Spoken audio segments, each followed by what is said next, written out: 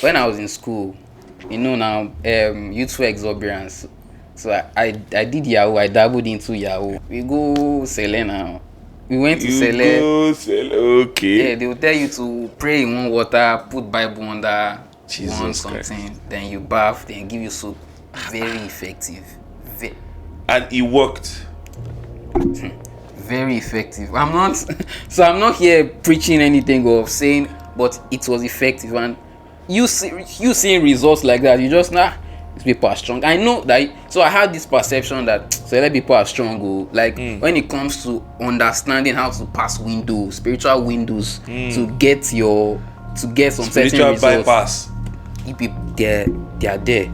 Do you get? And at some point, I now began to understand it's more like a collective. It's a collective perspective, not a. That's not the ideology of Sele itself. It's just wolves among the sheepfold. Now, before meeting people like us and coming to the true knowledge of Christ, in hindsight, how did you look at that fold and maybe that shepherd or that church that you went to? What were the things that were going on in your mind? Frankly speaking, Yes, I want you to be very real. Very real. so I thought you guys were just you were very very. I felt you guys were very spiritual and not worded. If somebody asks you, tell me what you think about this church. And you guys are not going to come for me. I'll be diplomatic. So the reason is, it's important for us to have somebody like you here. This is just a subjective perspective. Okay. I personally feel they are limited when it comes to insightful people. So people who are like intellectually sound. That's the best way I can put it. People who are intellectually sound, and I also see them as people who don't really understand how they represent their church. Like, your white garment is your white garment. There are some things you cannot do with your white garment because you are representing a fraction of people, a body. The Celestial Perspective Podcast, bringing you a fresh perspective on the Celestial Church of Christ. Hello, everybody. Welcome to another episode of the Celestial Perspective Podcast. And this particular episode is a very unique one. And as we journey into it, you see exactly why. Now, the topic we want to treat today is church marketing / demarketing. I know it sounds kind of weird, but that's why we are here.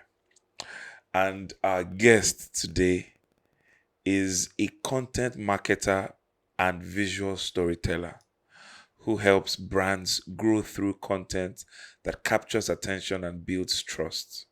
He specializes in social media strategy, digital marketing, and audience behavior, helping businesses understand how content influences culture, shapes decisions, and drives growth. Ladies and gentlemen, meet Solomon Oladapo. Hello, everyone. Good afternoon. Glad to be here. Thank you very much. Thank you for the invite.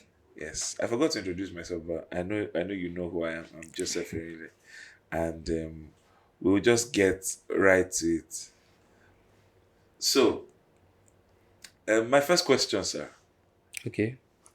Nice to meet you. Yeah. So,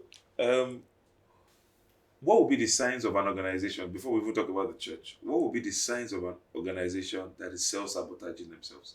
Or in the language of the theme that we're talking about, that is demarketing itself? Okay. The sign of an organization that is demarketing itself.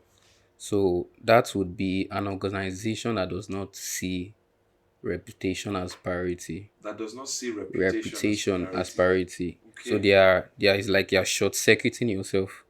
You're not looking at it from is a myopic point of view when you see when you see your reputation as not like it's not a big deal. Yes. And that is because as human beings, everything we deal with interaction, we deal with communication. And at the end of the day, our brand is not who we say we are, it is who people say we are What they at the end of the perceive us to be. yes. So that is what our brand is. So we must always make sure that they must see us the way we want them to see ourselves too. So that's So, it. so it means that we must be intentional about how we want people to perceive us. Exactly. Okay, so let's come to the church now. As a church, what are we marketing? What's our market? What will they sell? The reason why I want us to break this thing down is because I am also getting to understand, the topic itself. We need to break it down so that we know exactly what we're dealing with here. Because the church is an organization. Yes, it is. And then we have a mandate. Yes. So what exactly are we marketing? Are we marketing a person or are we marketing an institution? And if it is a person, is the person of Jesus? Or have we painted a facade that people now see that is not the real Jesus that the Bible is, teaching or preaching, but the one that we have manufactured and painted for people to see? So I would say what we should at the core of what we should prioritize again is the gospel. The gospel in its essence. And why we have a lot of you must do this, you must do this, because people are not how would I explain it?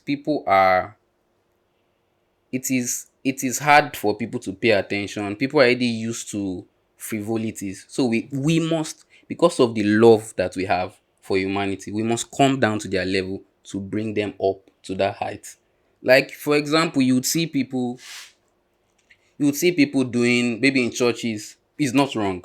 You see people doing like, okay, let's do this game, date come with this. So just to make it exciting, even though Make it to what appeal to a to certain have generation or exactly, a because certain demographic. exactly that is what would bring them at the end of the day. But at the core, it should be the gospel. At the core. At the core, it should be the gospel.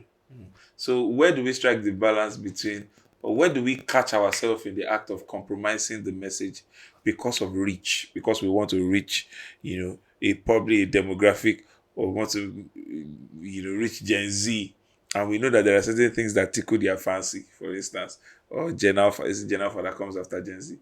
So Gen where do Alpha. we strike the balance between, you know, trying to reach them and then dumbing down the message itself? How do we catch ourselves in the act of doing so? So in marketing, there's something they call touch points. Touch points is just to emphasize this is why we're here. Oh. This is why we're here. Oh. So touch points, for example, you enter the church, then there's something fun happening. Then at some point, the touch point is okay. So now I want to tell you about this and this, or can we get your data for this? Because we want to reach out to you better. So that touch point is to the end that they also get the gospel. You are getting their email, so you are going to during the day to send them an email, maybe regarding Christ, stay strong in faith. That is a touch point, and that touch point is where you are also talking about the gospel again. So there's something also. There are some cues in marketing. So there's attention, there's trust, and there's now behavioral alteration. So attention is where we have this all these games. You have the attention, Reeling them in. the attention. Then the trust is now where we see you can have they call this thing. So it's like you need social proof, and that's where you have social proof. You are proving yourself with examples, and then that's when you now tell them the real thing that you need to tell them. Now, you're speaking like a true, content marketer, a digital marketer, but somebody who is completely spiritual and does not want to, hear all these things that you're saying, they might have an issue. Now, Okay. this is where I'm going Okay. with this. Get. The past generation will say they came to Christ because they saw the glory, They saw they saw they saw power, they saw God's might and God's ability to shift things. And that now we are presenting an altered or alternative Christianity to a new generation that doesn't look like what was presented to them, because they didn't need the lights or the stage or the sound to come to Christ. They were attracted by a raw power, raw move of the spirit. So why would you, in your own opinion, would we be presenting, the stage and lights and emails and text messages and persistent focus to a new generation when the older generation experienced something different? So thank you for that. So I would start by saying like the previous generation, they practice something called inherited faith. And inherited faith is the faith that you is like acculturation, but without questions. They just, okay, they say you should not do it. Why did he say we should not do it? There was no answer to it. But Okay. in this generation, So that's okay. we are very curious. Why are we doing this thing that we are doing? Okay. So we have a standard of excellence. That is, they might not see it as that, but that is a standard of excellence. You must be able to take everybody along. It's not just about, we understand that okay, I'm not talking from a Gen Z. I'm not representing them. It's looking like I'm representing them, but I kind of understand where they are coming from. Okay. And driving my point, all of this, it is because of, you need to engage them wholly, like Okay. everything all together, and we have to come to that their level. At the end of the day, that this is the times that we are in. We have to come to their level, because so there was also this thing is also scriptural, because there was also a point where acculturation happened, and there was a point where Peter was praying, and God revealed something to him that somebody was coming, and he Yes. was like, no, why are you telling me to eat what is unclean? Yes. Do you Okay. understand? So it took a lot of it took a lot of it took revelation, and it took an individual to change that perspective. Yes. So at the end of the day, things will always change like that. So that's what I'm just trying to explain. Thank you. You're talking about that vision that Peter had. Even up to the end of that vision, the third time that God said, "Kill and eat," he didn't answer. Yes, now it's hard. It's hard. Okay, so let me ask you a direct question. If an unbeliever spends 1 week on Christian social media, what picture of Jesus do you think they will get? Like this, Yes. it's not filtered. Not feel that. Ah, that. So, Like, if they really want to yeah. know Jesus through Christian social media and they dedicate maybe 1 week, what picture of Jesus would they have? So I would really advocate for Christian um creators, and what I think they would be more prayerful, and they would be more opinionated too. And I'm saying that because the heart of man, I don't think we understand how fertile our heart is. Very, very fertile. And the littlest of things can just trigger it. It stays. It's like a seed. It just stays. And a compilation of all those information would, I believe that would make them more prayerful, because you just see random people staying at one place and they are praying, just put their camera and they are praying. Okay, prayer is good. Then you see somebody also trying to be deep and dissecting the word, dissecting, like, okay. Christian I also TikTok. want to be I also want to be deep in the word too. Okay. So they'll be more opinionated, and they will want to pray too. more opinionated. Now, how about the dissension that we have online, that is expressed online? Christian dissension that is expressed online. For instance, certain people believe in this doctrine and these people don't believe in that doctrine. Maybe, for instance, in recent times, the once saved, always saved brouhaha has been online, why some people are advocating, why some people are completely resisting the school of thought that it is not wrong. One of the things that bother me in today's Christianity is how the whole world can see how ununited We are. or disunited that we are. So is that not a bother for you? So I usually used to. It's even something I still ponder on a lot of times. Like, how can we really have this unity? Because everybody, we establish churches based on. We cannot. We establish churches based on personal doctrine too. Because at the end of the day, you cannot legislate a dichotomy between a man and his religion. A man is his religion, and if A you man are is his set of his beliefs. sets of belief. Okay, a set of belief. Okay, I Yes. like that. A set of belief. Yes. And if there's at any point there's a personal dealing, it will turn to a doctrine at the end of the day. Yeah. So that is what we are seeing, subtle things that we are seeing. So that's why there's not just that unity. We know there's one God, we know there's Christ, but we just have different perspectives. So don't you think that people find it more, more profitable, and they find it better for the advancement of their own kingdom to aggrandize or to put out there things that concern. First, I'll give you an example. During Easter, this just concluded Easter. Okay. There was a particular group of pastors, and a particular pastor amongst them suggested, "Look, we're coming together to let everybody know that this Easter is about Jesus." And we're going to do billboards, and the only thing that is going to be on those billboards and the whole campaign is the name, the 5-letter name, Jesus.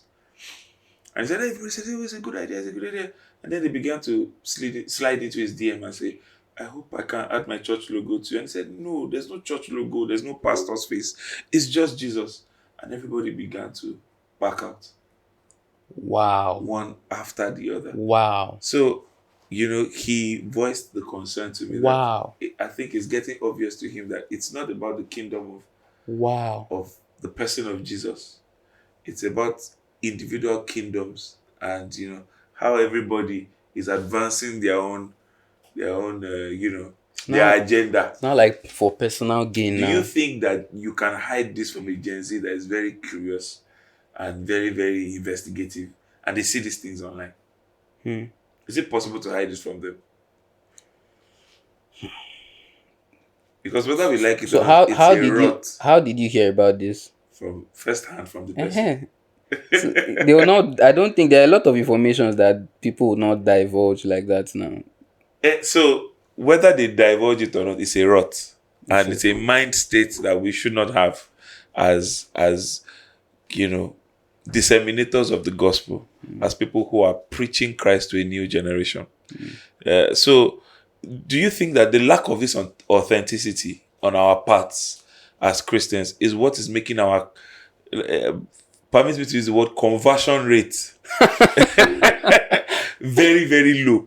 Do you think that this is our lack of authenticity is one of the reasons why we cannot win the heart of a new generation to Christ through his message? So it's funny. It's also funny how we underestimate how discerning a normal human being is. For example, you see a probably a pastor in a beer parlor. He's a pastor. Like a pastor, what you do for beer parlor? How do you know he's not supposed to drink? Do you get? How do you know this is not That is supposed not to drink? supposed You get? How do you know? Okay. So we are naturally discerning. Okay. And second off, I've lost my train of thought. Yeah.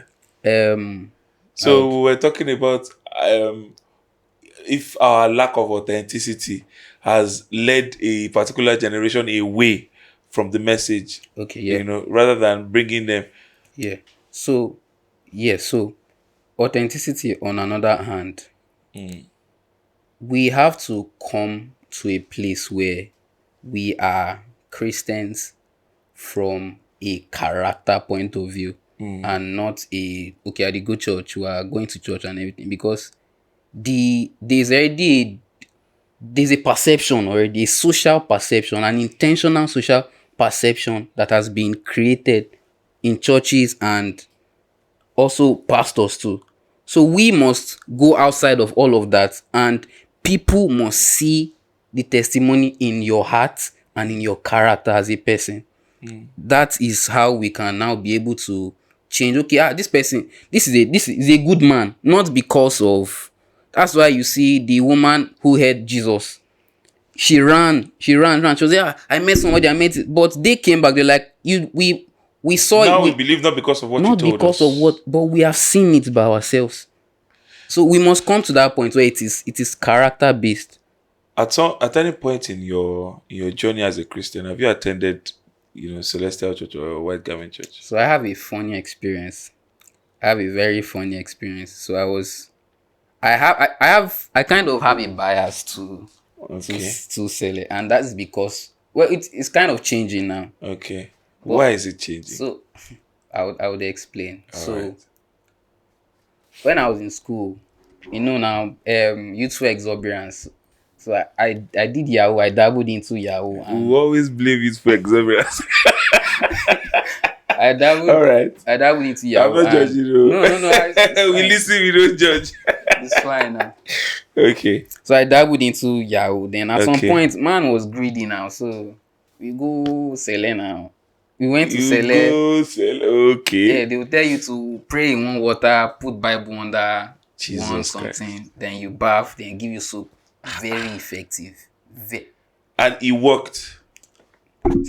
Very effective. I'm not here preaching anything or saying, but it was effective. And you seeing results like that, you just these people are strong. I know that. So I had this perception that select people are strong. Like when it comes to understanding how to pass windows, spiritual windows, to get some certain Spiritual results. bypass. They are there. Do you get? And at some point, after understanding, communicating with some like certain celeb people, like Black, for example, I now began to understand it's more like a collective. It's a collective perspective, not a. That's not the ideology of Sele itself. It's just wolves among the sheepfold. So yeah. So now, after that happened, because I've also heard, I don't want to call them testimonies because they are sad tales.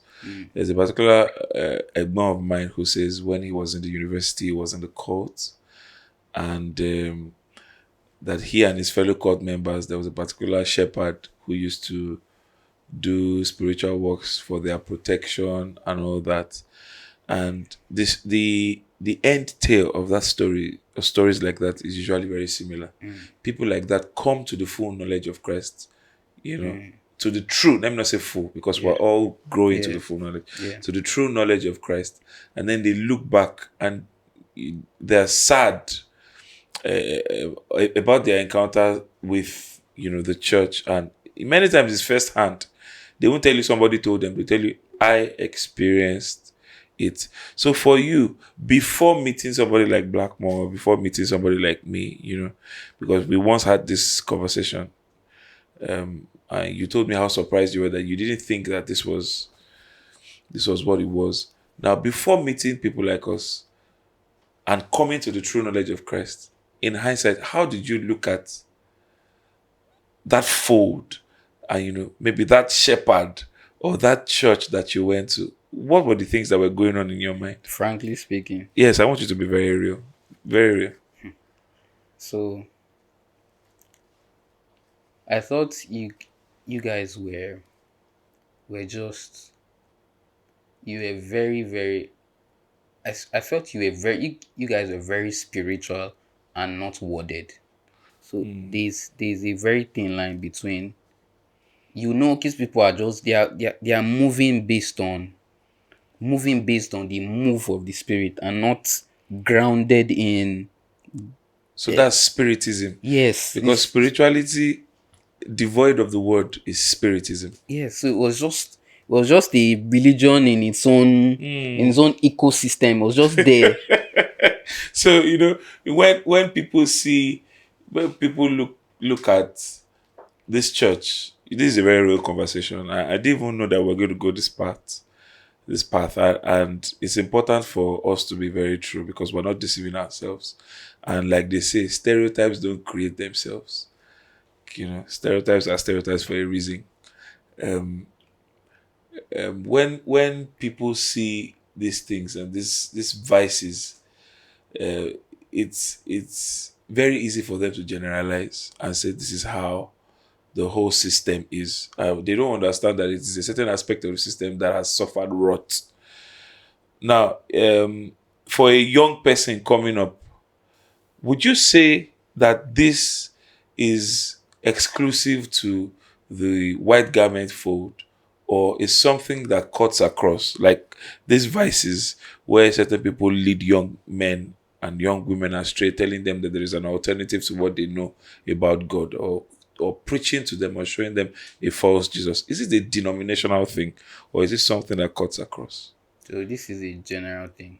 It's general because at the end of the day, would always have wolves amongst us. Would always have wolves amongst us, and it is also scriptural that everybody needs to have that their voice out.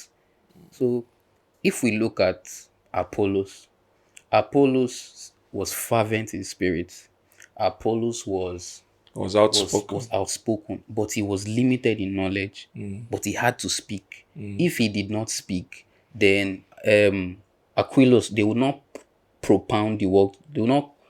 They would not explain the word to him more. Yes, So it yes. is what we are saying now. People would always want to come out and speak, but now what we need to have is humble counselors, because these people now, like, if you read it, the Apollos and Aquilas and Priscilla, Priscilla. they said they set him aside Yes. to teach him. So Yes.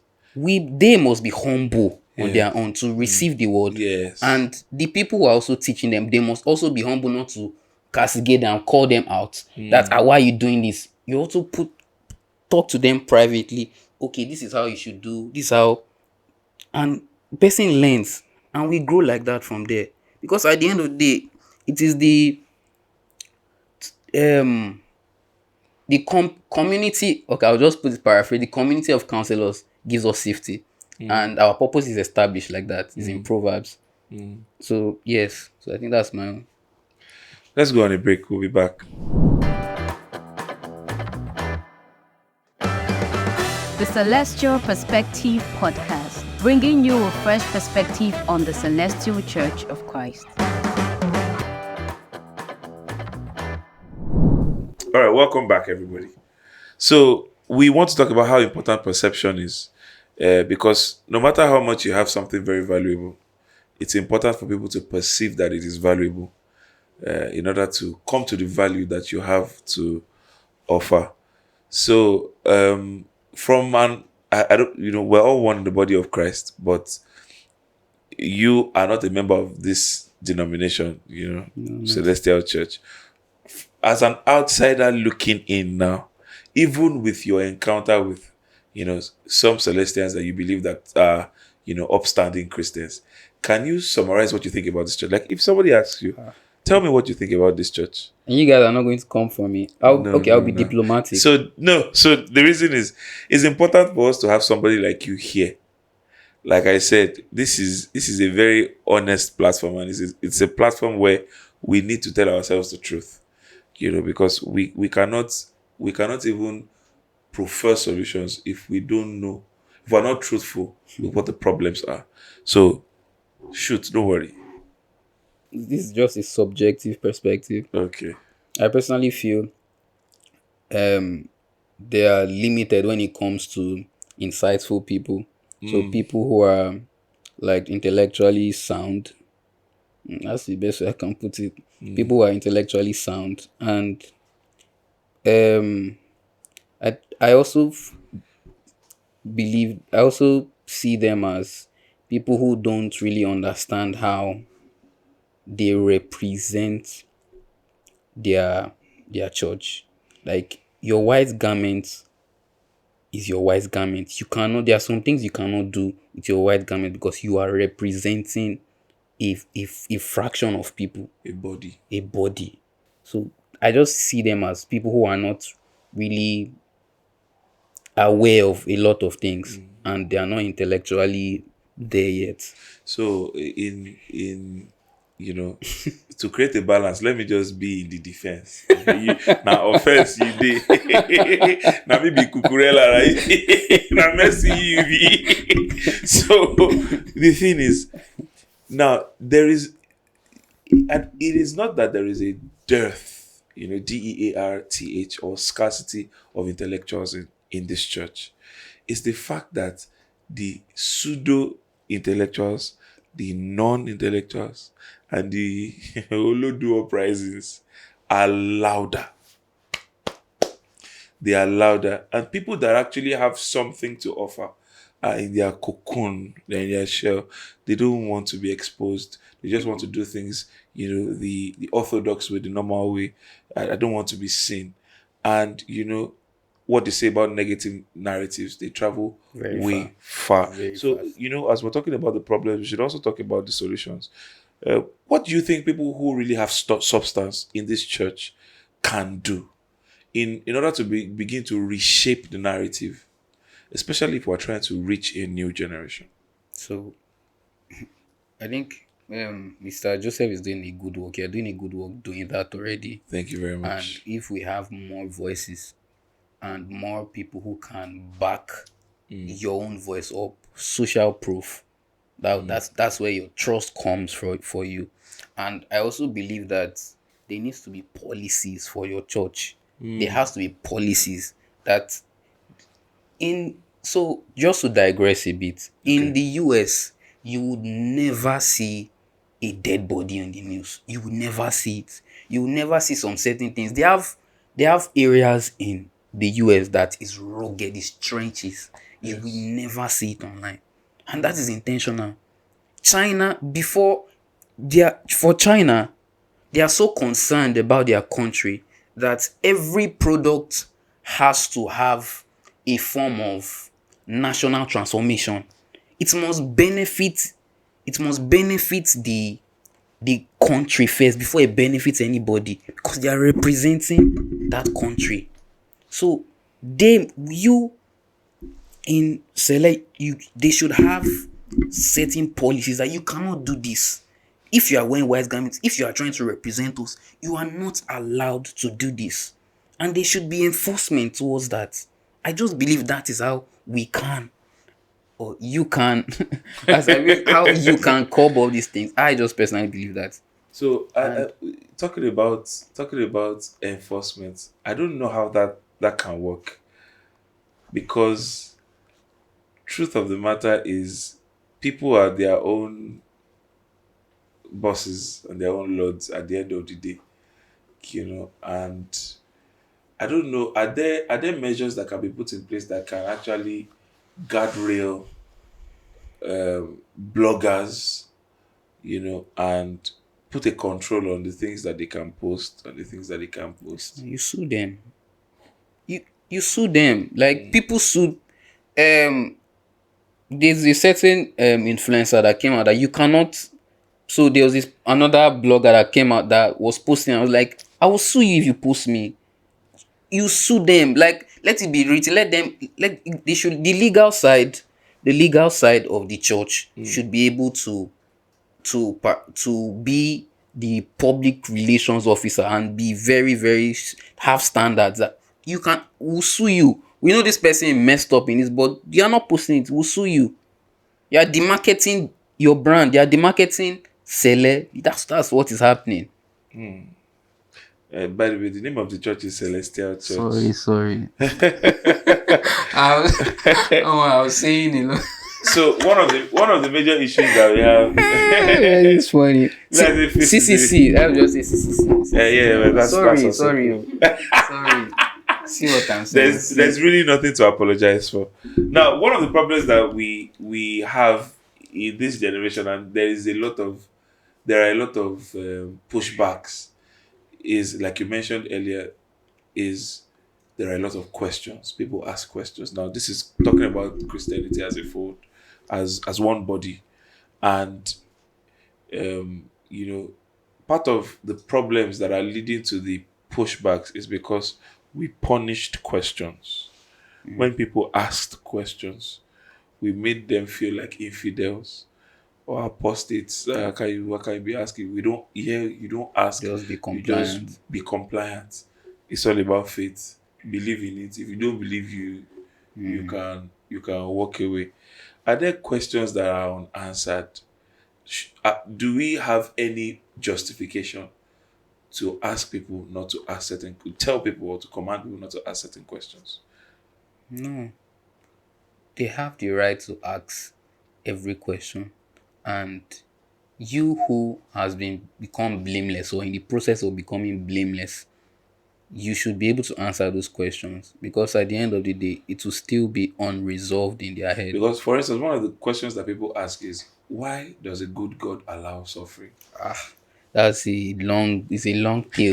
It's always, they would always ask that question. It's Yes, always, and I don't think it's a question whose answer can be exhausted. Is inexhaustible, because there would always be a follow-up question to whatever answer that you yeah, give. Why, people. if God is all powerful and all good, why does he allow suffering? So Because people who ask those questions are usually, they are mostly broken hearted, not in the sense of relationship, but there's something, it's coming yes, from and somewhere.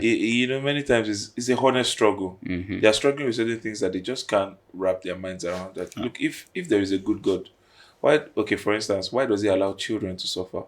There are suffering children. There are children who, for instance, in Gaza, who have not eaten for days, who die on a daily. As we speak, there are children who are suffering from debilitating illnesses and they will never get better. So, there are parts of this world where water is luxury, food is luxury. So people will keep asking questions like that. If God is all powerful, it means that he can't do something about it.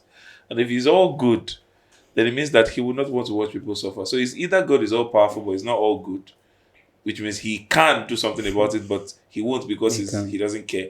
Or he's all good, which means he wants everything to change, but he's not all powerful because he doesn't have the power to change all things. So these questions are very daunting questions. They are difficult questions, and there are people who will say, "I have the perfect answer," but when they give the answer to that question, there is still It's another question that contradictory. ensues from that. So it's really endless, and because we know that our answer, which may be true, might not be satisfactory to a generation that we're trying to reach, we tell people, don't ask questions. Is that the solution?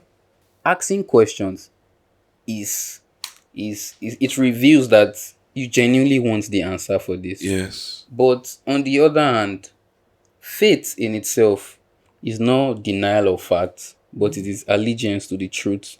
And if at the end of the day you are faced with, okay, this is the truth in the scripture, and you're still saying no, no, no, this is the fact, then it's a faith problem at the end of the day. So that's what I just think. Now, do you believe that one of the problems that we have is we have painted a false Christianity to people?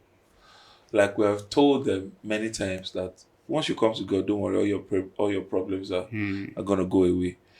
They came, and it was not the case. In fact, there are people who say when they came to Christ was when all their problems, doubled or tripled. So, do you think that we have sold the wrong Christianity to people who eventually come and find that what we have sold to them is not exactly what upholds? That's a dicey question, because even when the goal is now what we are looking at, is the goal to save souls, Yes. or the goal to really for mental and character transformation. That is what now we are now looking at, because it is now looking like, okay, what is your motive behind this person, this soul you want to save? What is your motive behind it?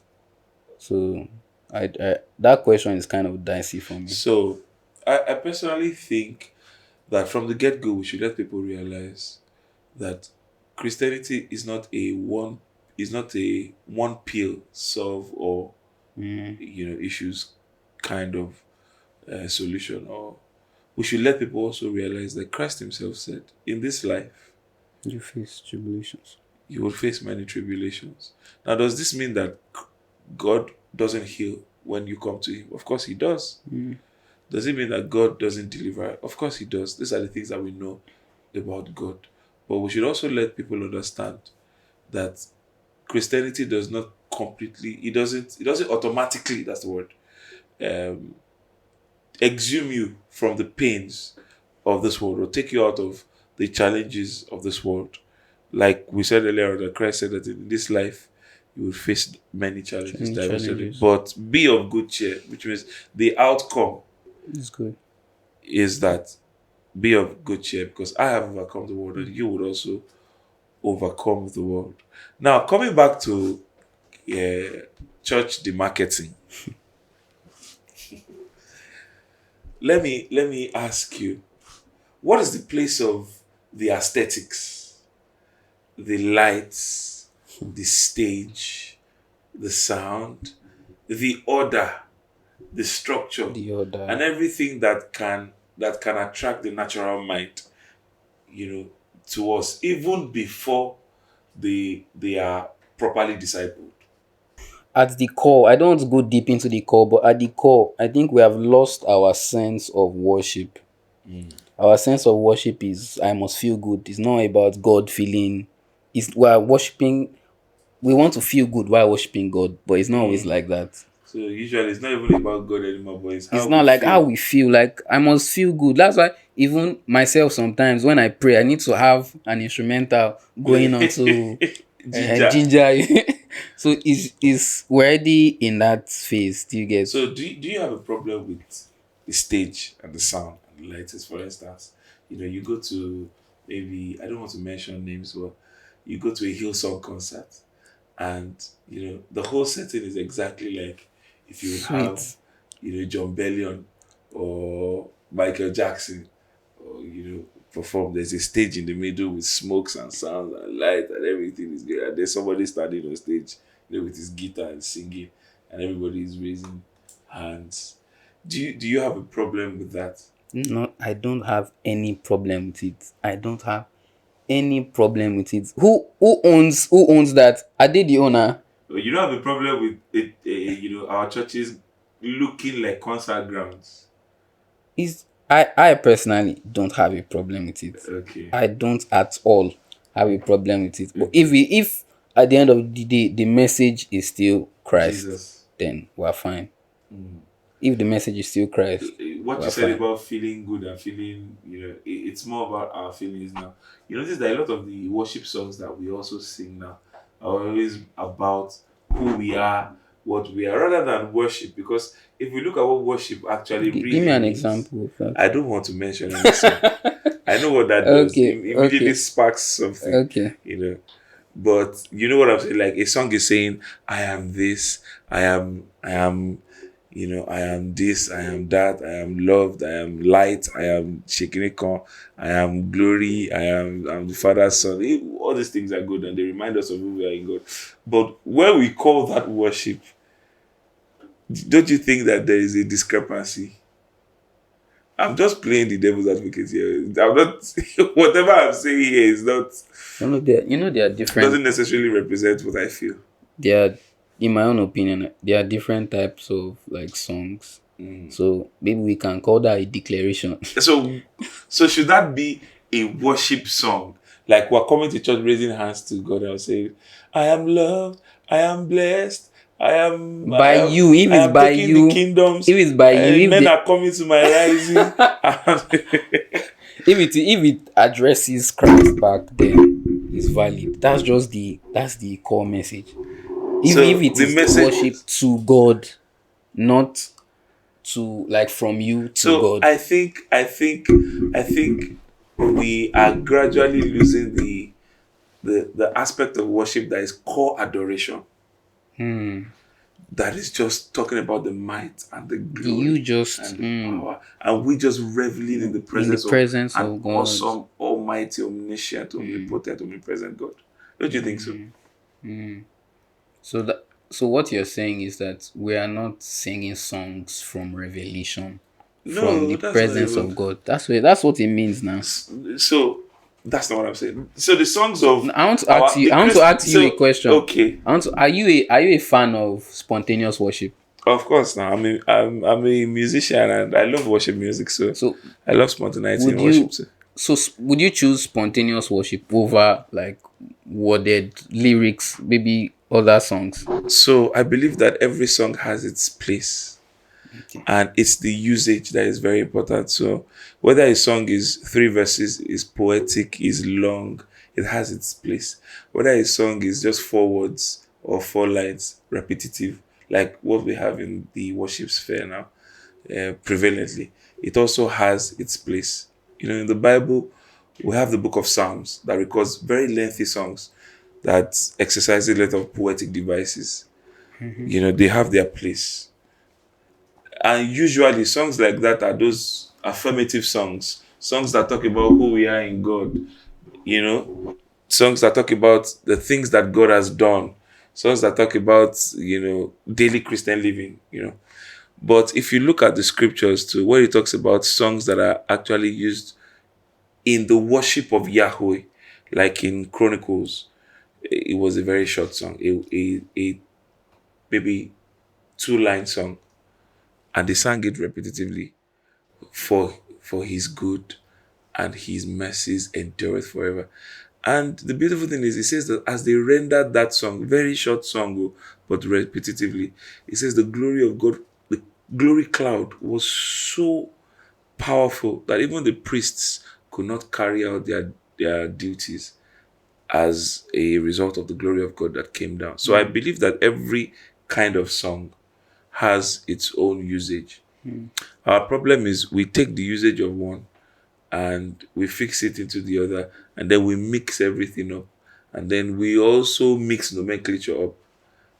You understand what I'm trying to say? So I think that's where the confusion comes from.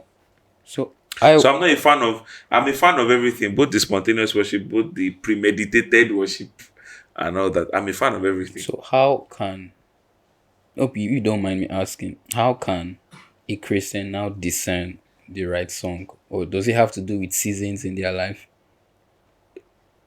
Okay, a right song is a song that is in tandem with scripture, that bows to biblical scrutiny. One. Two, depending on the seasons of our lives, there are songs that appeal to us more than others.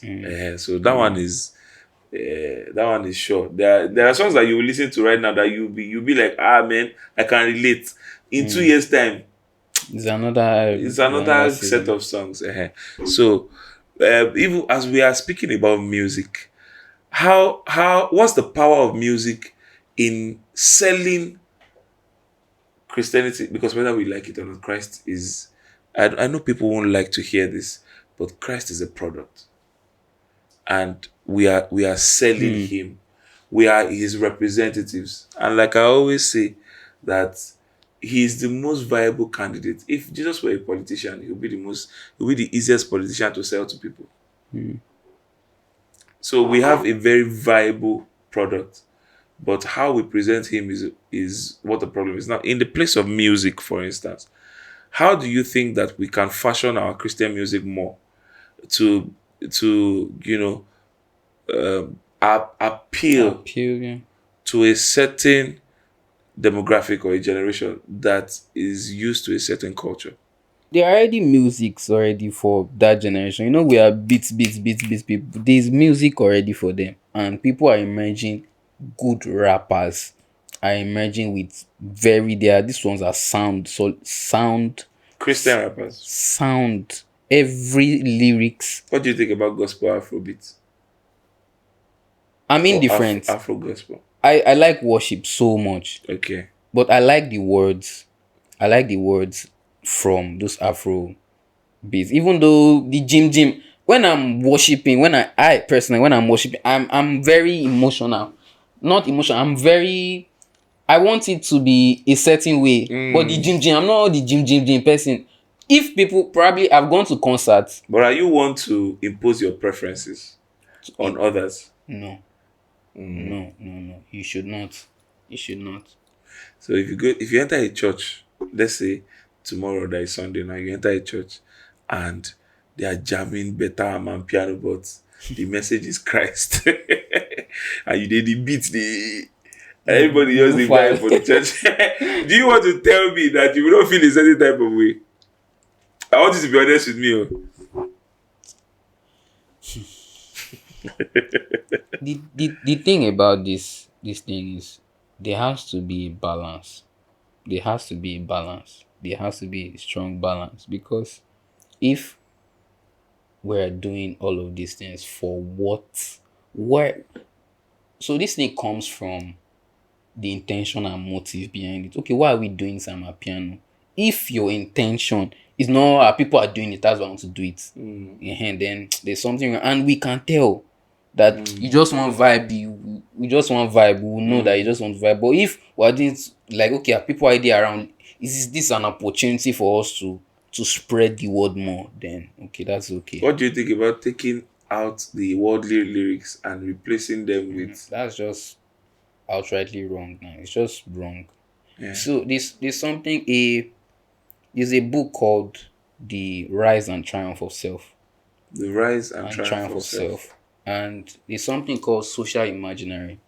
And social imaginary is the collection of assumptions that the society adopts over time. So when we see who you be, who goes, where is that coming from? What's the spirit behind it? What's that? So if we do not if we do not who goes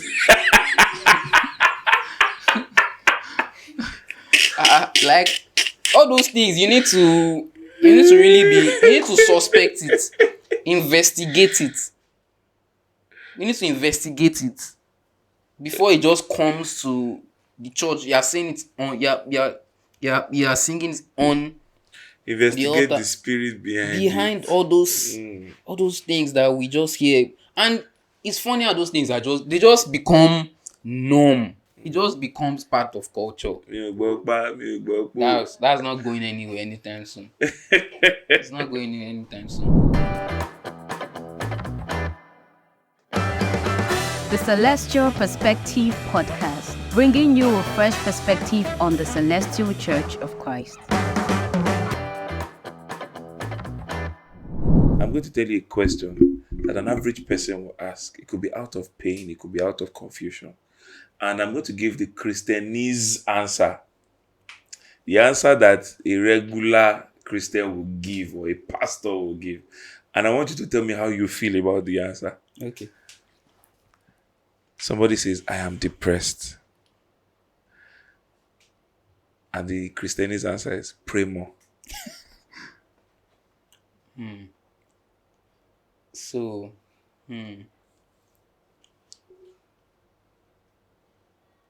So depression is a community issue. So I feel, if I want to explain, depression is a form of darkness. I see it. I see it like a form of darkness.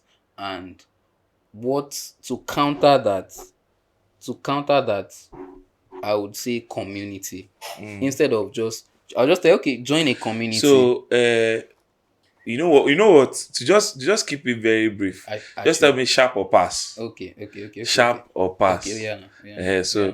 When you say sharp, this is it. When you say pass, do your hand like this. Yeah. I'm depressed.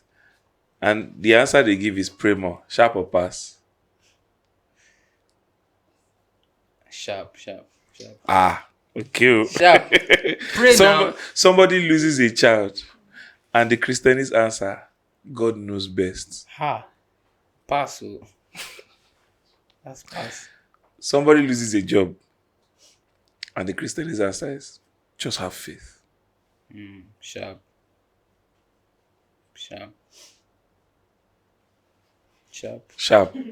now. Just have faith. Yes now.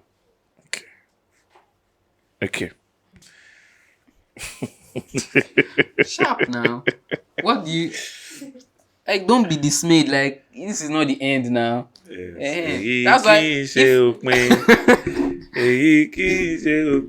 all these things need concise explanations. But let's just continue. somebody loses a child, and the Christian's answer is, he's now with the Lord. That's wicked. that's wickedness. You should not. I'll pass on that. That's just straight up Somebody wicked. says, I stopped going to church because of church hurt.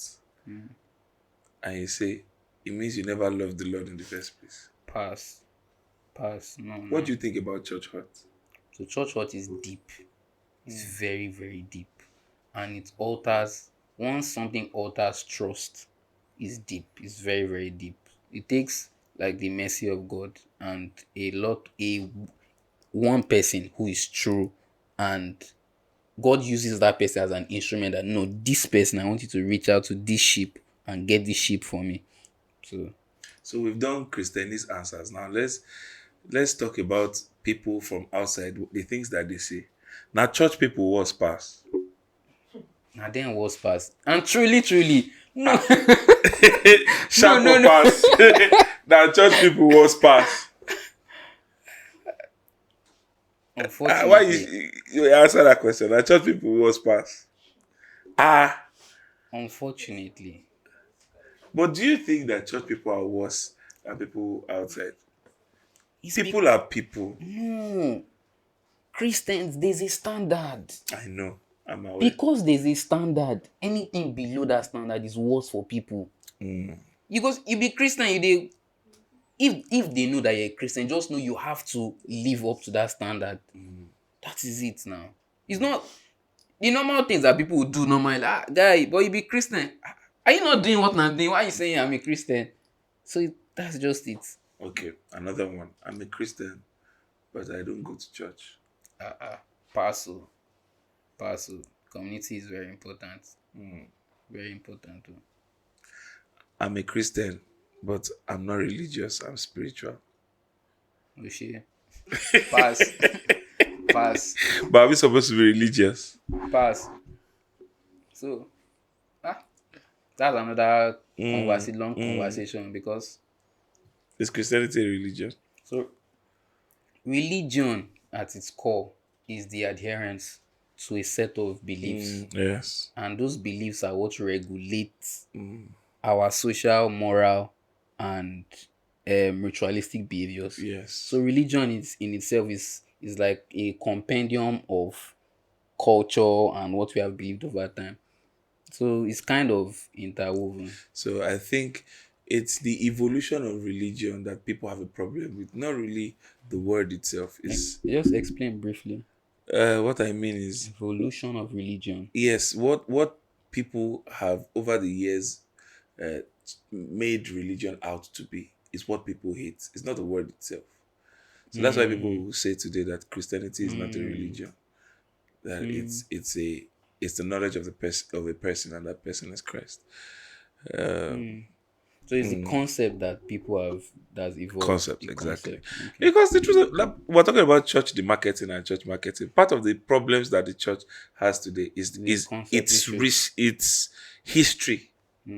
Because let's not lie, the church has a very dark history. You know, the history of the Catholic Church, and when the church and the state merged, and a lot of atrocities. That's why a lot of scientific minds don't believe that anything good can come out of Christianity, because in the formative years of science, you know, there was a time when the state, science, and church were partners. At some time, they completely removed science from the church and let religion stand on its own. That's when religion became religion that everybody hates today.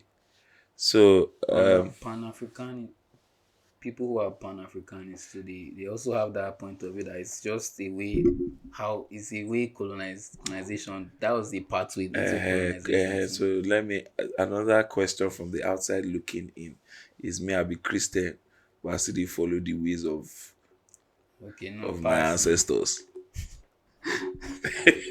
Who say ancestors? I mean, You still in touch. I'm a Christian, but now I know me say, at the normal. What do you think about That'll that? pass. That'll pass. Hard pass, Abby. Very hard pass. Very hard pass. Okay. They are double-minded. Another one is now Igbo carry Christianity can give you now. So that is debatable. It's very debatable, but at the end of the day, it's not true. It is not. It's really not. It's not. It's not. Anyways, it's been a very, very wonderful conversation with you. Yeah, likewise. A very intellectual one. It's not easy to meet up with brilliant minds like you. Like you, But too, we man. survived. Like you too, man. Thank you so much. No problem, sir. Thank you. Thank you very Thank much. you to our viewers. Thank you to our sponsors. I think we should mention some of our sponsors in this particular episode. Yes. Here we have DBV Victors for all your natural drinks, from tiger nuts to all sorts of fruit drinks. Amazing stuff. All natural, no very additives, no sugar, nothing. We also have Diet confectionaries, Diet bakes. Amazing people who are supporting us amazingly. So thank you, everybody. I'll see you on the next episode.